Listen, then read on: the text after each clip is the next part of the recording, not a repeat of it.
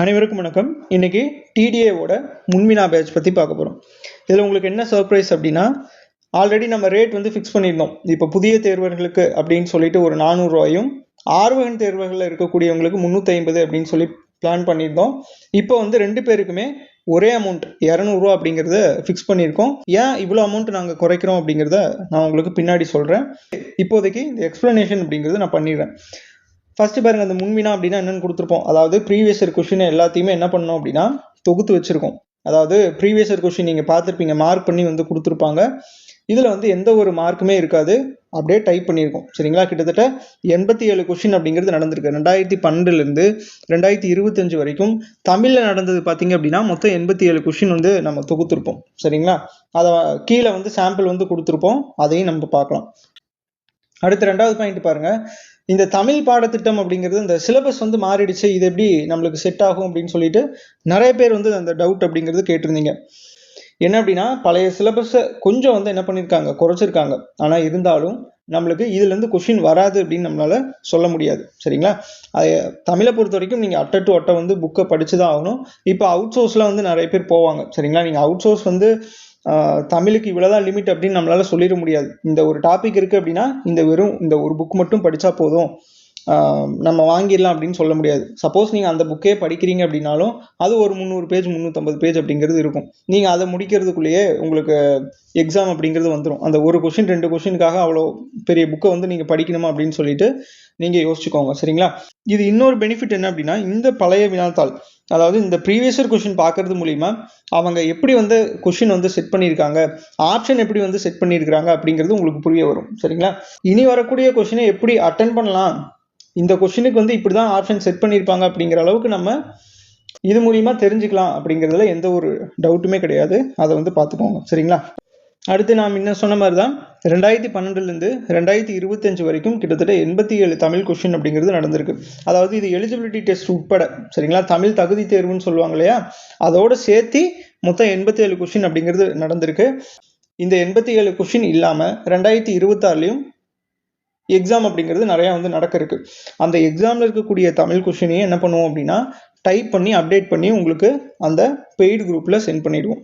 அதாவது option tick பண்ணாமல் இருக்கிறது. சரிங்களா? உங்களுக்கு கீழே சாம்பிள் இருக்கும், உங்களுக்கு புரியும். ஓகேங்களா? சரி, ஓகே.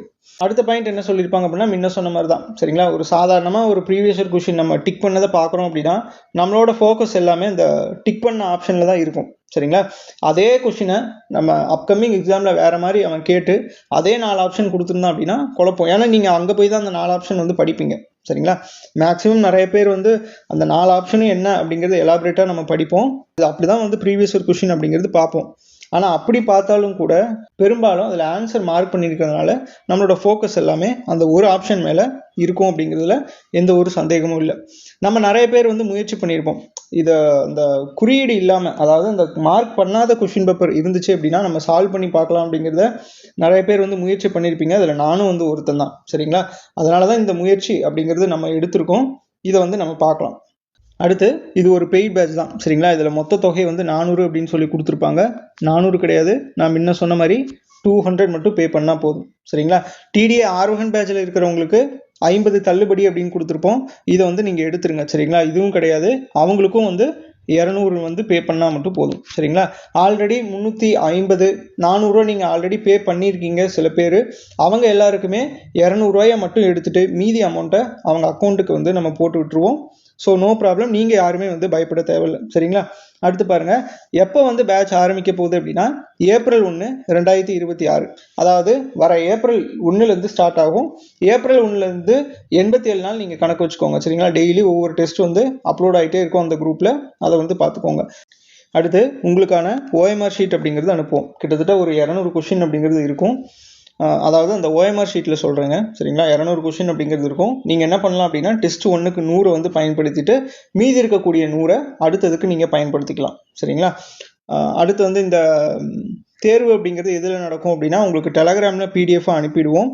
எப்போ அனுப்புவோம் அப்படின்னா 9:15 வந்து அனுப்பிடுவோம். சரிங்களா? அதாவது 9:15 அனுப்புவோம். 9:15 அனுப்பிச்சோன்னே நீங்கள் 15 நிமிஷம் என்ன பண்ணுறீங்க அப்படின்னா அந்த கொஷின் வந்து ரீட் பண்ணுங்கள். சரிங்களா? அடுத்து 9:30 அந்த தேர்வு அப்படிங்கிறது தொடங்க. தேர்வு தொடங்கிட்டீங்க அப்படின்னா சரியாக ஒரு 10:30 மணிக்கு வந்து முடிச்சிருங்க. சரிங்களா? இப்போ நிறைய பேர் கேட்கலாம், இந்த டைமுக்கு மட்டும்தான் நம்ம டெஸ்ட் அட்டன் பண்ண முடியுமா அப்படின்லாம் கிடையாது. நீங்கள் எந்த டைம்னாலும் அட்டன் பண்ணிக்கோங்க. நான் ஒரு எக்ஸாம்பிளுக்கு தான் இங்கே வந்து கொடுத்துருக்கேன். சரிங்களா? ஒரு கொஷின் பேப்பர் வந்து எடுக்கிறீங்க, 1/4 மணி நேரம் படிக்கிறீங்க. 1/4 மணி நேரம் படித்ததுக்கப்புறம் டெஸ்ட்டு போட ஆரம்பிச்சதுலேருந்து 1 மணி நேரம் அப்படிங்கிறத நீங்கள் எடுத்துக்கோங்க. சரிங்களா? அந்த பர்டிகுலர் டெஸ்ட் கொஷின் பேப்பருக்கு உண்டான ஆன்சர் கீயை உங்களுக்கு அந்த அன்னைக்கு ஈவினிங் டைமில் உங்களுக்கு அனுப்பிச்சிரும். நீங்கள் அதை பார்த்துக்கலாம். சரிங்களா? டிக் பண்ணி அனுப்பிச்சிருவோம். அப்படி இல்லைன்னா வெறும் ஆன்சர் கீ அந்த ஏபிசிடி போட்டிருக்கோம் இல்லைங்களா, அந்த மாதிரி உங்களுக்கு 2 விதமாக அனுப்புவோம். நீங்கள் ஒன்று ரிவிஷனுக்காக பயன்படுத்திக்கலாம், இன்னொன்று வெறும் ஆன்சர் கீ செக் பண்ணுறதுக்காக நீங்கள் பயன்படுத்திக்கலாம். சரிங்களா? சரி, ஓகே. அடுத்து பாருங்கள், முக்கிய குறிப்பு.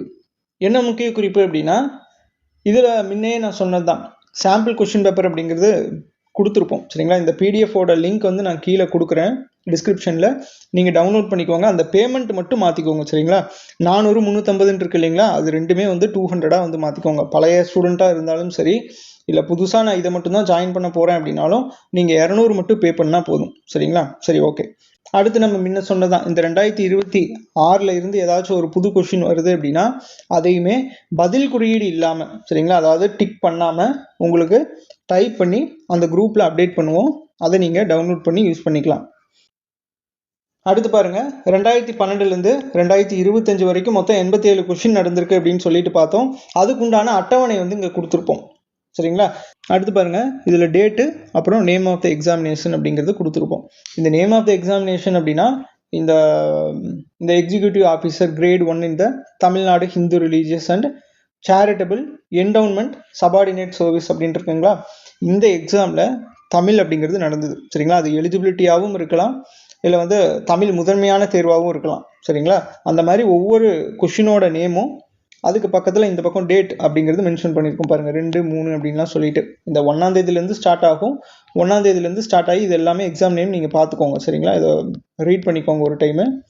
நான் அப்படியே கீழே 87வது கொஷின் பாருங்கள், இங்கே இருக்குது, இதில் கொடுத்துருப்போம் 26/6/2026. இந்த அன்னைக்கு உங்களுக்கு டெஸ்ட் அப்படிங்கிறது முடிஞ்சிடும். சரிங்களா? 87 கொஷின் அப்படிங்கிறது கம்ப்ளீட் ஆகிடும். அதை வந்து பார்த்துக்கோங்க. அடுத்து இந்த சாம்பிள் பிடிஎஃப் வந்து கொடுத்துருப்போம். இதில் சாம்பிள் பிடிஎஃப் வந்து பார்த்துக்கோங்க. இந்த தேர்வு 1 அப்படின்னு இருக்குங்களா, அதில் உங்களுக்கு சாம்பிள் பிடிஎஃப் அப்படிங்கிறது பாருங்கள், இதில் மார்க் பண்ணாமே கொடுத்துருப்போம். இதை நீங்கள் ஒரு டைம் டவுன்லோட் பண்ணி செக் பண்ணிக்கோங்க. சரிங்களா? உங்களுக்கு டெக்ஸ்ட் எல்லாம் வந்து ஓகேவா இருக்கா அப்படிங்கிறதெல்லாம் வந்து பார்த்துக்கோங்க. கண்டிப்பாக அது வந்து ஓகேவாக தான் இருக்கும். ஏன்னா கிட்டத்தட்ட ஒரு 2 to 3 months வந்து இதுக்கு உண்டான டைம் வந்து எடுத்திருக்கு. சரிங்களா? அந்த 87 கொஷின் அப்படிங்கிறத டைப் பண்ணி தொகுத்து கரெக்டாக வந்து வழங்குறதுக்கு பார்த்தீங்கன்னா, ஒவ்வொரு டெஸ்ட்லேயும் வந்து பார்த்தீங்கன்னா 20 கொஷின் அப்படிங்கிறத உங்களுக்கு சாம்பிளுக்கு கொடுத்துருப்போம். மீதி எல்லாமே வந்து தேர்வில் வந்து தொடரும். சரிங்களா? மீதி இருக்கக்கூடிய 80 கொஷின் அப்படிங்கிறது நீங்கள் தேர்வில் பார்ப்பீங்க. அடுத்து பாருங்கள், தேர்வு 2 அந்த எக்ஸாம் நேம் வந்து கொடுத்துருப்போம். அதுக்கு கீழே இருக்கிறதெல்லாம் கொஷின் தான். சரிங்களா? 20 கொஷின் அப்படிங்கிறது கொடுத்துருப்போம். அதுக்கடுத்து தேர்வு 3 பாருங்கள், அதே மாதிரி அதனோட எக்ஸாம் நேம் பார்த்துக்கோங்க. இதை வந்து பார்த்துக்கோங்க. இப்போ நம்ம பேமெண்ட்டுக்கு போகலாம். அடுத்து பேமெண்ட்டை பற்றி பார்க்கலாம். இதில் புதிய தேர்வர்கள், ஆர்வகன் தேர்வர்கள் அப்படின்னு சொல்லிட்டு 2 பேர் வந்து ஸ்ப்ளிட் பண்ணி கொடுத்துருப்பாங்க. இது 2 பேருமே வந்து இப்போதைக்கு வந்து இல்லை. சரிங்களா? ஏன்னா 2 பேருக்குமே நம்ம 200 அப்படிங்கிறது நீங்கள் ஃபிக்ஸ் பண்ணிக்கோங்க. சரிங்களா? ஏன் அப்படின்னா, இப்போ நான் சொல்கிறேன், ஏன் வந்து 200 400 எங்கே இருக்குது, 200 ஏன் பாதி நீங்கள் குறைக்கிறீங்க அப்படின்னு நீங்கள் கேட்கலாம். ஏன் அப்படின்னா, இதனோட வேலைப்பழு அப்படிங்கிறது அதிகம். சரிங்களா? கிட்டத்தட்ட 87 கொஷின் அப்படிங்கிறத வரிசையாக எடுத்து அது ஆர்டர் வைஸ் வந்து வச்சு கிட்டத்தட்ட நீங்கள் 87 கொஷின்னா யோசிச்சு பாருங்கள். 87 × 100, ஒரு சில இதெல்லாம் 200 கொஷின் அப்படிங்கிறது இருக்கும். கிட்டத்தட்ட ஒரு 8700 கொஷின் அப்படிங்கிறது டைப் பண்ணி நம்ம வந்து வச்சுருக்கோம். கிட்டத்தட்ட இதுக்கே வந்து ஒரு 2-3 மாதம் வந்து டைம் எடுக்க வேண்டியதாக ஆயிடுச்சு. ஸோ வேலைப்பளு அதிகமாக இருந்த காரணத்தினால தான் 400 அப்படிங்கிறது நாங்கள் ஃபிக்ஸ் பண்ணியிருந்தோம். நிறைய பேர்னால பே பண்ணி வாங்க முடியல அப்படின்னு நிறைய பேர் வந்து டெக்ஸ்ட் பண்ணியிருந்தீங்க. உங்களை எல்லாத்தையுமே கருத்தில் கொண்டு தான் இந்த 200 அப்படிங்கிறத நம்ம ஃபிக்ஸ் பண்ணியிருக்கோம் அப்படிங்கிறத நீங்கள் ஞாபகம் வச்சுக்கோங்க. சரிங்களா? ஏன்னா ஒரு 2-3 மாதம் வந்து கஷ்டப்பட்டு இவ்வளோ உழைப்பு போட்டு அது யாருமே வந்து வாங்க முடியல அப்படிங்கும்போது கொஞ்சம் வருத்தமாக இருக்கும். ஸோ அதனால தான் அவங்க எல்லாத்துக்குமே சேர்த்து தான் இந்த 200 அப்படிங்கிறத வந்து நம்ம ஃபிக்ஸ் பண்ணியிருக்கோம். ஸோ இதை வந்து பார்த்துக்கோங்க. ஃபஸ்ட்டு இந்த கியூஆர் கோடை ட்ரை பண்ணுங்கள். கியூஆர் கோடை ட்ரை பண்ணிட்டு 200 உங்களுக்கு சென்ட் பண்ண முடிஞ்சிச்சு அப்படின்னா சென்ட் பண்ணிவிட்டு இந்த நம்பருக்கு எனக்கு ஒரு மெசேஜ் வந்து ஸ்க்ரீன்ஷாட் வந்து போட்டு வைங்க. சரிங்களா? போட்டு விட்டீங்க அப்படின்னா உங்களுக்கு குரூப் லிங்க் அப்படிங்கிறது அனுப்புவோம். சரிங்களா? அந்த குரூப் லிங்க்கை தயவு செஞ்சு கிளிக் பண்ணிவிட்டு உங்கள் நேம் டெலகிராமில் உங்கள் நேம் என்னன்னு சொன்னீங்கன்னா தான் அக்செப்ட் பண்ண முடியும். சரிங்களா? நீங்கள் பாட்டு கிளிக் பண்ணி வச்சுருந்தீங்க அப்படின்னா எனக்கு யார் வந்து நீங்கள் ரெக்வஸ்ட் கொடுக்குறீங்க அப்படிங்கிறது தெரியாது. சப்போஸ் இந்த கியூஆர் கோடு ஒர்க் ஆகலை அப்படின்னா இந்த கியூஆர் கோடை ட்ரை பண்ணி பாருங்கள். இதில் வந்து அனுப்பிச்சிட்டு நீங்கள் வாட்ஸ்அப் பண்ண வேண்டியது இது ஒரே நம்பர் தான் சரிங்களா. அதில் வந்து எந்த நம்பரும் சேஞ்சஸ் இல்லை. இதில் வந்து எனக்கு வந்து மெசேஜ் பண்ணுங்கள், நான் உங்களுக்கு லிங்க் அப்படிங்கிறத அனுப்புகிறேன் சரிங்களா.